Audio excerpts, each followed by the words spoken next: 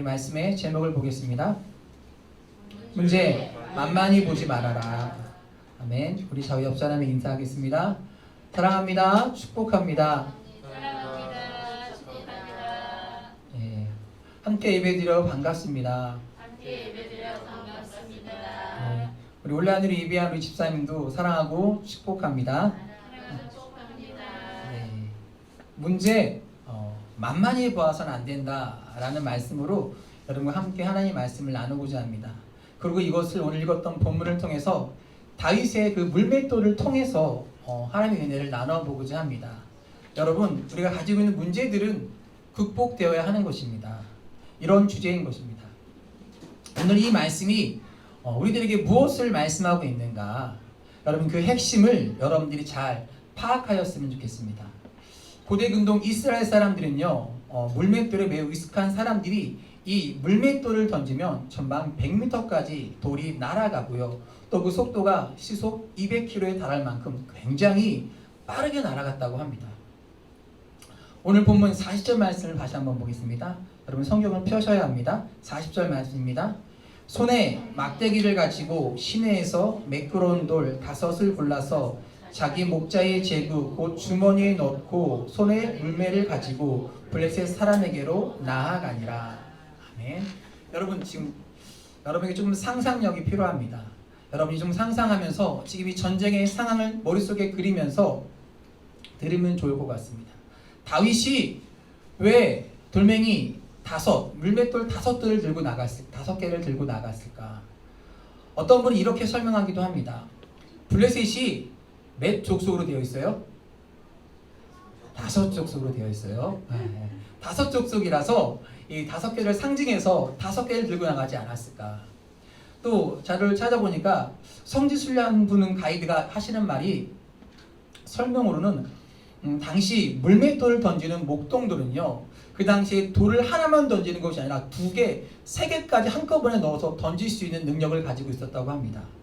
그러니까 이 목동들에게 멀리 있는 표적의 물맷돌을 던지는 것은 그렇게 어려운 일이 아닙니다. 근데 그걸 2개, 3개까지 한꺼번에 던질 수 있는 능력을 목동들은 가지고 있었던 것입니다. 다윗이 물맷돌 5개를 가지고 나갔을 때는요, 다윗에게는 굉장한 자신감이 있었고 그것을 가지고 나갔던 것 같습니다. 오늘 34절과 35절 이렇게 되어 있습니다. 다윗이 사울에게 말하되 주의 종이 아버지의 양을 지킬 때에 사자나 곰이 와서 양떼에서 새끼를 물어가면 내가 따라가서 그것을 치고 그 입에서 새끼를 건져내었고 그것이 일어나 나를 해하고자 하면 내가 그 수염을 잡고 그것을 쳐 죽였나이다. 여러분, 이때의 다윗의 나이가 13살에서 15살로 추정합니다. 지금 중학생, 딱 중2, 그때의 나이입니다. 소년 다윗이 양을 치면서, 여러분 34절과 35절의 말씀에 느낌이 어떻습니까? 다윗의, 내가 사자와 곰과 맞서서 싸워서 이긴 경험이 있습니다. 13살 정도밖에 되지 않은 15살짜리 그 소년이 칼과 창으로 싸우지 아니하고 싸울 때 이 물맷돌을 가지고 싸워서 이긴 경험, 자신감이 있는 것입니다. 그에게 맡겨진 양을 지키는 데 있어서 무리가 없는, 그는 싸워서 이겼다고 말하는 자신감이 말씀 가운데 보이는 것입니다. 문제 없습니다. 이길 수 있습니다. 오늘 이 다윗이 가지고 있는 이 자신감은요, 제가 생각할 때 자만심하고는 다른 것 같습니다. 여러분, 사자와 곰 누가 맞서서 싸울 수 있겠습니까? 지금 사자나 곰이 여러분 앞에 딱 서 있다고 하면 오금이 저리고 도망가기 바쁠 것입니다. 이것은요, 생명을 거는 일이고요, 생사가 오가는 상황 속에서 어쩌면 다윗은 그가 양을 치는 목자로서 경험했던 그 자신감, 그 프로의 근성을 가지고 준비된 모습으로 자신감을 가지고 지금 말하고 있는 것입니다. 이 말씀을 통해서 우리가 유추할 수 있는 것은요, 다윗은 지금 굉장한 자신감을 가지고 있었고 굉장히 잘 준비된 사람이었다. 여러분, 우리가 지난주에는 어떤 말씀을 나눴죠? 제가 태도에 관한 말씀을 나눴습니다. 여러분 기억하시죠? 문제를 극복하기 위해서는 우리가 오늘은 이 태도를 넘어서서 문제를 극복하는 단계까지 나아가야 한다는 것입니다.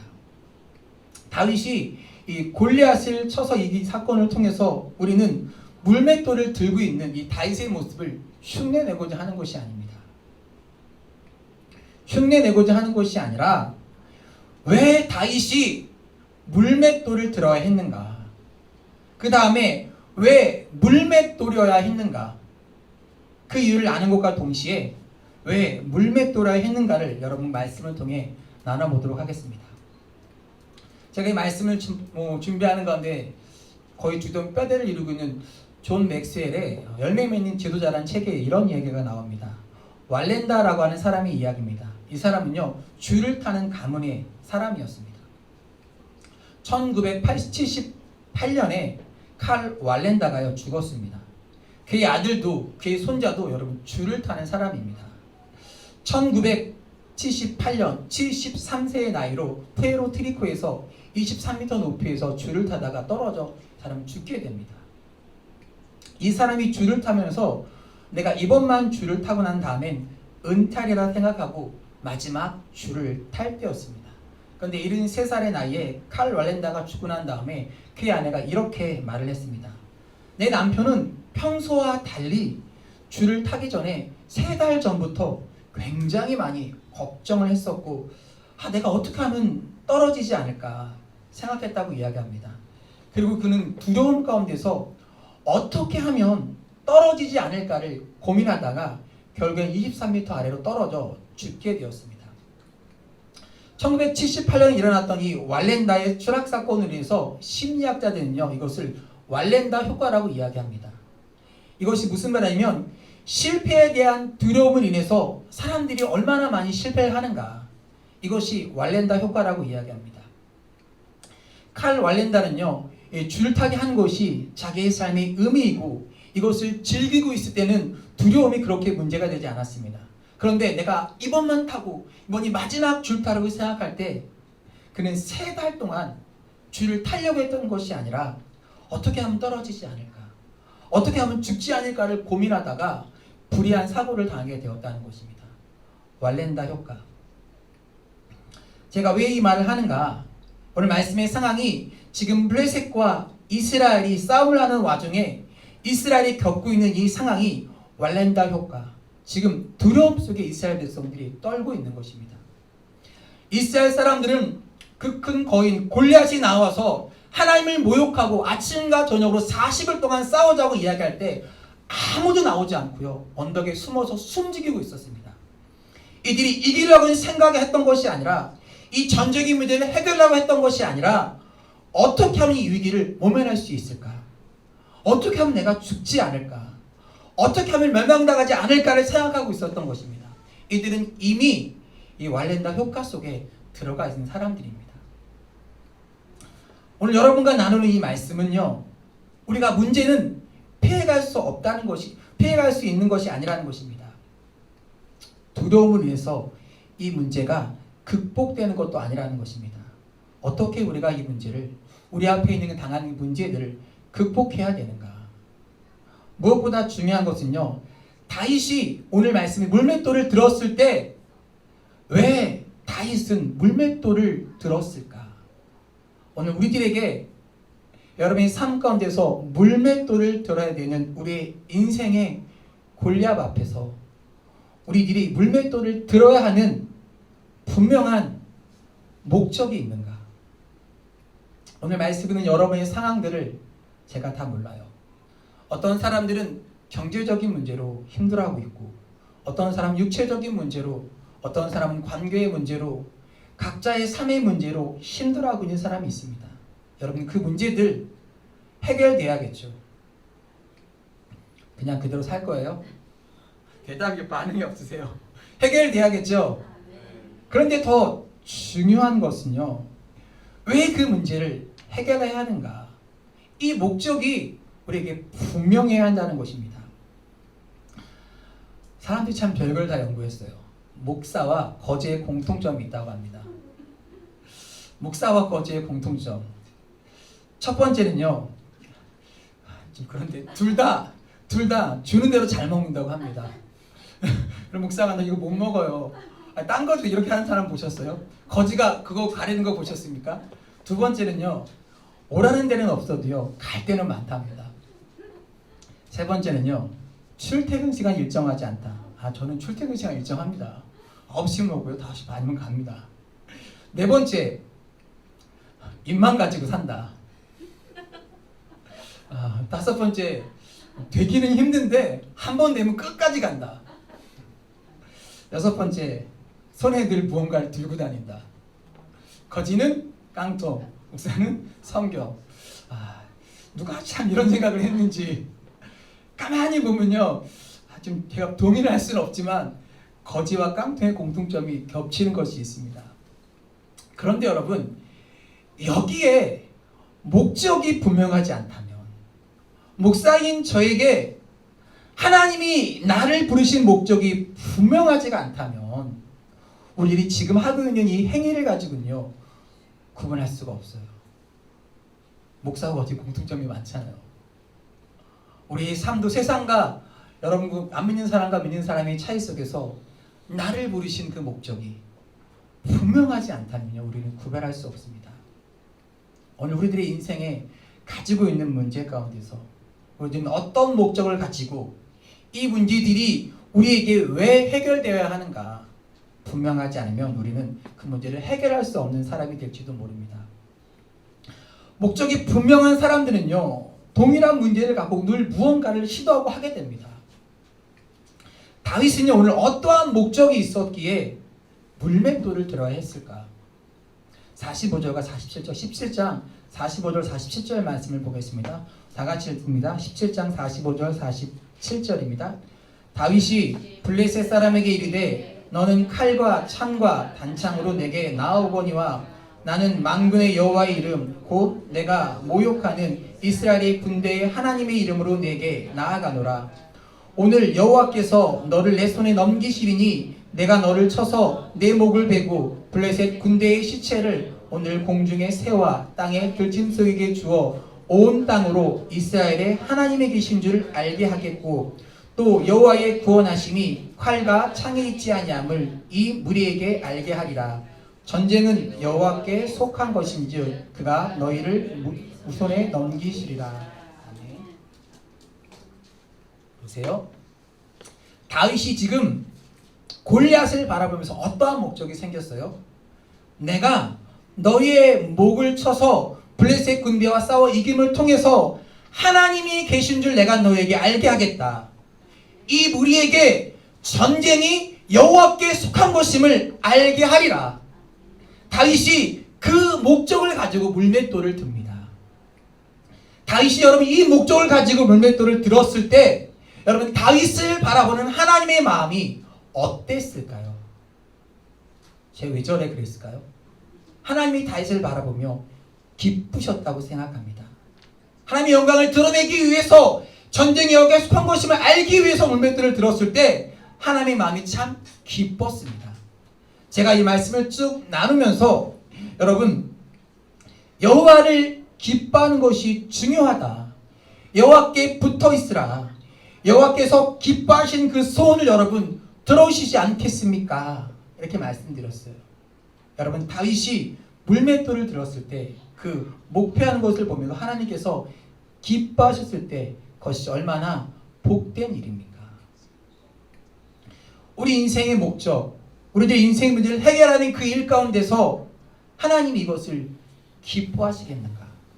나의 삶을, 여러분의 삶을 바라보시면서 내가 해결하고자 하는 이 문제, 이 목적 가운데서 하나님이 우리의 그 모습을 바라보시면서 다윗처럼 우리의 모습을 기뻐하시겠는가? 나는 왜 이 문제를 해결하려고 하는가? 우리들이 믿음 안에서 굳건하게 생각해 보아야 하는 것입니다. 중요한 것은 하나님이 기뻐하신 일에 대해서 거룩한 분노를 가진다고 하는 것은 여러분 복된 일인데 분노만 가지고 행동으로 옮기지 않는 사람이 많다는 것입니다. 많은 사람이 분노는 해요. 저거 잘못한 건데, 저렇게 하면 안 되는 건데. 여러분 분노만 가지고 문제가 해결되지 않습니다. 행동으로 옮기는 것이 굉장히 중요합니다. 그런데 또 하나의 문제는 우리들이 행동으로 옮기려고 하지만 우리가 다윗과 같이 충분한 실력을 갖추지 못하면 하나님이 우리를 쓰실 수가 없다는 것입니다. 거룩한 분노를 가지고 우리들이 행동으로 옮길 때 우리의 분노가 그냥 화로 끝나는 것이 아니라 우리가 어떻게 하나님 앞에 준비된 사람이 되는가, 감정의 수준에서 머무르는 사람이 아니라 어떻게 우리 문제를 해결할 수 있는 사람이 될 수 있을까. 우리들이 물맷돌을 들 때 하나님의 말씀을 가지고 나아갈 때 치러야 할 여러분 대가가 있는 것입니다. 우리가 나누었던 말씀이 계속 이어지는 거예요. 지난주 제가 대가를 치러야 한다고 말씀드렸습니다. 우리들이 물맷돌을 들 때 하나님을 기쁘시게 하기 위해서 우리들이 마땅히 치러야 할 대가가 무엇일까요? 오늘 말씀을 통해서 보면, 다윗을 통해서 보면 제가 두 가지를 생각해 보았습니다. 첫 번째는요, 사람들의 비난이었습니다. 사람들의 비난. 상 17장 28절 말씀을 읽겠습니다. 큰형 엘리압이 다윗이 사람들에게 하는 말을 들은지라 그가 다윗에게 노를 바라어 이르되 내가 어찌하여 이리로 내려왔느냐, 들에 있는 양들을 누구에게 맡겼느냐, 나는 내 교만과 내 마음의 완악함을 아노니 내가 전쟁을 구경하러 왔도다. 여러분, 다윗은 분명히 전쟁이 하나님께 속한 것임을 나타내기 위해서, 하나님의 살아계심을 드러나기 위해서 나왔는데 그 형은 그에게 뭐래요? 너 교만하구나. 양을 어떻게 하고 왔어? 지금 다윗을 향해서 비난을 하고 있는 것입니다. 우리들이 물맷돌을 들 때, 하나님 말씀에 합당한 삶을 살아갈 때 우리 크리스천들이 찾아오는 필연적인 것은 뭐냐면 고독감입니다. 우리가 하나님의 이름으로 나아가지만 하나님의 이름을 의지하지 않고 믿지 않는 사람들에게 우리가 찬사를 받거나 여러분 동의를 얻을 수 없는 때가 참 많이 있습니다. 여러분, 하나님을 믿는 사람의 당당함은요, 다른 사람들에게서 동의를 얻는 것이 아니라 내가 믿는 것이 확실한가, 내가 이 물맷돌을 들을 만한 이유가 우리에게 분명한가, 여기에서 우리의 당당함이 나오는 것입니다. 여러분, 너무나 잘 아는 춘향전이 있습니다. 내용 다 아시죠? 춘향전. 이도령과 춘향이가 사랑을 했습니다. 사랑을 했지만 늘 사랑만 할 수 없으니까 이도령이 어떻게 해야 돼요? 한양에 과거를 보러 갔습니다. 과거에 급제했습니다. 이도령이 어사가 되어서 내려옵니다. 어사가 되어서 내려왔는데 어사가 해야 할 일이 무엇입니까? 뭐예요? 춘향이를 만나는 일입니까? 나 급제했어! 이렇게 만나라고 해야 돼요? 탄간오를 척결해야 인물을 가지고 있는 것이 어사입니다. 일단 올매한테 갔어요. 근데 거짓걸로 갔잖아요. 올매가 환영합니까? 올매가 그냥 주걱으로 싸다기를 치잖아요. 그 올매가 싸다기를 치는 걸서 이두령이 웃으면서 그 매를 맞아요. 그리고 탄간오리였던 변사또에게 갑니다. 근데 변사또에게 가니까 변사또에게 온갖 모욕을 받는데도 이두령 유들유들하게 그걸 다 받아 넘깁니다. 이유가 뭘까요? 이두령의 허리춤에 뭐가 있어요 지금? 마패가 있잖아요. 마패가 있잖아요. 이 마패가 드러나는 날 모든 것이 밝혀지리라. 이두령이요, 아무도 자기를 인정해주지 않아요. 월매한테, 그 하인한테 주걱으로 싸다기를 맞잖아요. 아무도 인정해주지 않지만 그 마음에 당당함을 가지고 지금 이두령이 나아가는 거예요. 이런 생각을 합니다. 오늘 다윗에게 있어서 그 마패는 무엇일까? 그 당당함은 무엇일까? 적어도 그가 목자로서 양을 치며 살아갈 때 하나님이 나와 함께 하셔서 사자와 곰과 늑대로부터 내 양을 지켜주셨던 하나님의 능력, 내가 사망의 음침한 골짜기에서 나와 함께 하시고 원수의 목소리로 내게 상을 베풀어 주시는 그 살아계신 하나님이 나와 함께 하시니 이것이 나의 당당함이다. 다윗의 당당함이 여기 있는 거예요. 당신이 나를 인정해주지 않아도, 너가 나를 욕해도 살아계신 하나님이 나와 함께 하셨던 그 믿음을 가지고 다윗이 당당하게 지금 나아가는 것입니다. 오늘 우리들이 하나님 앞에 불림을 받는다고 하는 거, 지난주에도 얘기했지만 환경이 여러분 편이 되어집니까? 환경이 여러분 편이 아닌 때가 참 많이 있습니다. 하나님 뜻대로 살아간다고 하는 것은요, 우리들이 당당하게 살아간다고 하는 것은요, 모든 사람들이 우리를 인정해주고 우리를 환영해주는 것이 아니라 우리들이 하나님 앞에 당당하게 설 수 있는 이유가 있을까? 여러분, 그 이유를 가지셔야 돼요. 유명한 리빙스턴이요. 어느 날 선교단체에서 편지가 왔습니다. 우리 단체가 당신의 사역을 동참하고자 하는 사람이 있으니 당신이 있는 곳까지 쉽게 갈 수 있는 길을 알려주십시오. 그 오래전 리빙스턴은요, 아프리카에 있었습니다. 그가 이렇게 답장합니다. 만일 좋은 길이 있어야 오실 수 있는 분이라면 제게는 필요 없습니다. 제가 원하는 사람은 길이 전혀 없을지라도 오히려 오려고 하는 사람입니다. 오늘 우리에게 진짜 중요한 것은요, 우리들의 물맷돌을 들어야 될 이유와 목적이 있는가? 그리고 그 목적이 분명하다면 우리가 치러야 할 대가가 있고요, 이 대가를 치르고자 하는 마음이 있을 때 우리는 능히 우리의 물맷돌을 들 수 있습니다. 두 번째, 마땅히 치러야 할 대가 중에 하나는요, 비방이고, 두 번째는요, 비방보다 더 무서운 것은요, 회의적인 말입니다. 여러분 구별하셔야 돼요. 비방적인 말과 회의적인 말. 다윗이 블레셋 사람과 나아가 싸우겠습니다 말을 하자 사울 왕이 다윗을 불러놓고 이렇게 이야기합니다. 33절에요. 사울이 다윗에게 이르되 내가 가서 저 블레셋 사람과 싸울 수 없으리니 넌 소년이고 그는 어려서부터 용사임이라. 이 절체절명의 위기 가운데서 아무도 전쟁에 나간 사람이 없었습니다. 근데 다윗이 나가 싸우려고 했더니 사울이 다윗에게 하는 말, 야 너는 어려서 싸울 수 없어, 이렇게 말을 하는 겁니다. 그리고 저 골리앗은 어려서부터 야 장군이야. 비방에 대한 문제가 아니라 회의적인 건데, 더 무서운 것은 뭐냐면 지금 다윗을 염려하는 것처럼 포장되어 있다는 것입니다. 하나님 뜻대로 살아가는 우리들에게 제일 무서운 것은요, 단순한 비방보다는 우리를 위하는 것 같은 사단의 소리로 우리를 회유하는 소리가 더 무섭다는 것입니다. 믿음을 가지지 않는 사람들에게 여러분 믿음의 이야기가 얼마나 허무맹랑하게 들려지겠습니까? 다윗이 가지고 있는 확신이 사울에게도 확신으로 느껴졌겠습니까? 아니요, 전혀 그렇지가 않았어요. 여러분, 우리 믿은 사람이 진짜 풍성함을 누릴 수 있는 것은 무엇이냐면, 우리를 이해하지 못하는 사람들이, 우리에게 회의적이었던 사람들이 우리의 믿음과 우리의 물맷돌을 바라보며 아, 그게 복된 일이었군요, 하나님이 당신과 함께 하시는군요, 긍정하기 시작할 때 그게 우리의 진짜 풍성함이 아닐까. 목회를 하다 보면요, 모두 다 저를 다 좋아하고 저를 따라주고 동참해주는 것은 아니에요.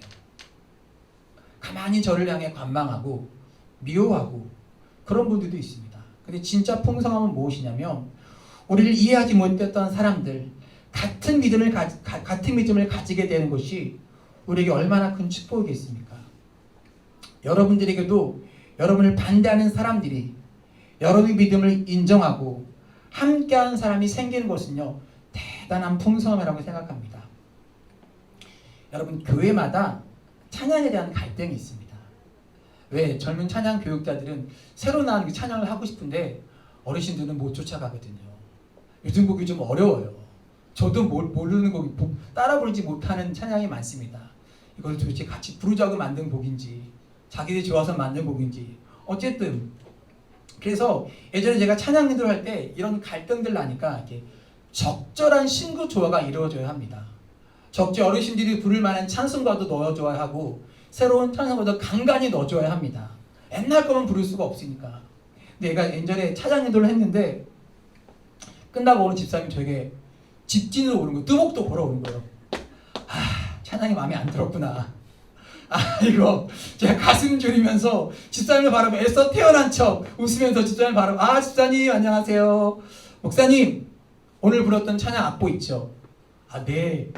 찬양이 너무 좋아요. 악보 주세요. 제 마음이 쫄깃했다가 마음이 굉장히 따뜻해지고 풍성해지는 거예요. 오늘 여러분들에게 이런 말을 드리고 싶어요. 우리들에게 분명한 기준이 있어야 한다. 누군가가 우리를, 여러분, 누군가에게 우리가 비방을 받고 누군가의 회의적인 말을 들을 때 그것이 나의 욕망에 대한 문제인가, 하나님이 원하시는, 하나님이 기뻐하시는 일인지에 대한 분명한 기준이 우리에게 선다면 비방과 회의적인 일 가운데서 우리들이 풍성함을 누리기 위해서 치러야 할 대가를 우리들이 마땅히 치를 수 있는 사람이 되는 것입니다. 오늘 사울왕이 다윗에게 이렇게 얘기합니다. 여호와께서 너와 함께 하시기를 원하노라. 여러분 아멘 하시면 안 돼요. 그래서 여호와께 너와 함께 하시길 원하노라. 그런데 그 다음에 사울왕의 행동이 뭐인지 아세요? 자기가 입고 있던 군복 다윗에게 입히고 노트구 입히고 칼과 창을 다윗에게 차도록 합니다. 제가 아멘 하면 안 되냐고 하냐면 여기서 흥미로운 것은 뭐냐면 하나님께서 너와 함께 하시길 원하노라 함께 믿음으로 얘기하는 것 같지만 그가 여기서 여호와께 너와 함께 하길 원하노라 하면서 여호와 하나님을 믿지 않고 인정하지 않고 하나님을 신뢰하지 않습니다. 사울왕이 이 자리에서 가장 이 상을 신뢰했던 것은 뭐냐면 자기가 입고 있던 군복이었어요. 칼과 창이었습니다. 다윗에게 그 갑옷을 입히는 거예요. 그리고 아무리 다윗이 갑옷을 입고 걸어봐도 그것을 싸움을 할 수가 없고 익숙하지가 않으니까 싸움을 할 수가 없는 것입니다. 다윗이 그 갑옷을 벗어놓고 물맷돌을 들고 나아갑니다. 여러분 다윗이 경험한 것은 갑옷과 칼과 창이 아니라 위험 가운데서 그를 구원하신 물맷돌을 들고 나아갔던 다윗의 익숙한 믿음의 경험이었습니다. 오늘 여러분들에게 이런 말씀을 드립니다. 여러분들의 인생에 물맷돌을 들어야 하는 그 순간에 여러분들에게 믿음의 경험들이 있는가? 하나님이 함께 하셨던 그 믿음의 경험을 들고 우리들이 나아갈 수 있는 용기가 있는가? 다른 말로 표현한다면요, 우리 믿음의 익숙함입니다. 여러분, 우리들이 문제를 만났을 때 우리 물맷돌을 들어야 하는 그 순간에 우리 익숙한 그 믿음의 경험과 체험이 우리에게 없다면요, 우리는 물맷돌을 들기가 힘든 거예요. 믿음은 경험되는 것이고 경험은 기억되는 것이고 기억된 그 믿음이 다시 한번 우리의 경험이 되는 것이 믿음의 선순환입니다. Remember. 그래서 그 믿음을 기억해내는 것입니다. 여러분이 하나님을 믿으면서 여러분의 기도를 들으셨던 그 하나님, 여러분에게 역사하셨던 그 하나님의 믿음의 추억을 끄집어내는 거예요.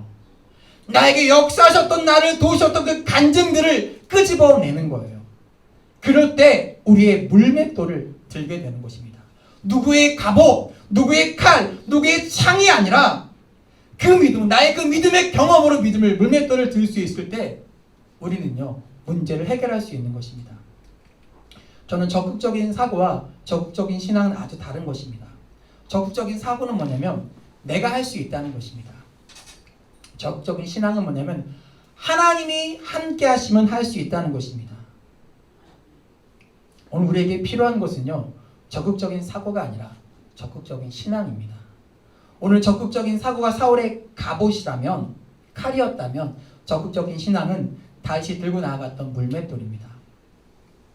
우리가 풍성한 삶을 살기 위해서 우리들이 물맷돌을 들 때 다윗을 통해서 우리들에게 주시는 또 다른 축복은 무엇이냐면 다윗을 동조하는 믿음의 동역자들이 생긴 것이 언제였냐면 다윗이 골리앗의 목을 쳤을 때입니다. 사람이 다 회의적이었지만 다윗이 물맷돌을 들어 골리앗을 쳤고 쓰러뜨렸을 때, 골리앗의 목을 쳤을 때 숨어 있었던 이스라엘 백성들이 다 일어나서 다윗의 동역자가 되어서 전쟁에 승리하게 됩니다. 우리의 풍성함이 언제 여러분 드러날까요? 우리가 믿음으로 물맷돌을 들었을 때가 아닙니다. 물맷돌을 들고 하나님께서 우리의 삶에 역사하심이 증명되기 시작할 때 회의적이었던 사람들이, 우리를 비방했던 사람들이 우리 사역의 동역자가 되어 일어나기 시작할 때 그때 우리들에게 풍성함을 경험하게 되는 것입니다. 이것이 우리들에게 축복인 것입니다. 사도 바울이 고린도후서 4장 8절과 9절 이렇게 말씀합니다. 있습니다. 우리가 사방으로 우겨싸움을 당하여도 쌓이지 아니하며 답답한 일을 당하여도 낙심하지 아니하며 박해를 받아도 버림받지 아니하고 거꾸로 튀임을 당하여도 망하지 아니하고. 사도 바울의 놀라운 믿음의 고백입니다. 여러분, 예수님의 이름으로 일어나 걸어갑시다. 예수님의 이름으로 물맷돌을 들어봅시다. 여러분에게 숨어 있었던, 잊혀졌던, 여러분에게 역사하셨던 그 믿음의 추억과 간증들 여러분 소환하고 기억해내십시오. 하나님 여러분이 그렇게 역사하셨습니다. 여러분을 붙잡아 주셨습니다. 코로나를 지나간 이 시기 가운데 세상 사람들 앞에 우리 믿음의 사람들은 이렇게 살아갑니다. 예수님의 이름으로 이렇게 일어납니다. 고백할 수 있는 여러분이 되시기를 주의 이름으로 간절히 축복합니다. 우리 예수의 이름으로 우리 문맥들을 두고 일어납시다. 우리 예수의 이름으로 찬양하며 예배를 마치겠습니다.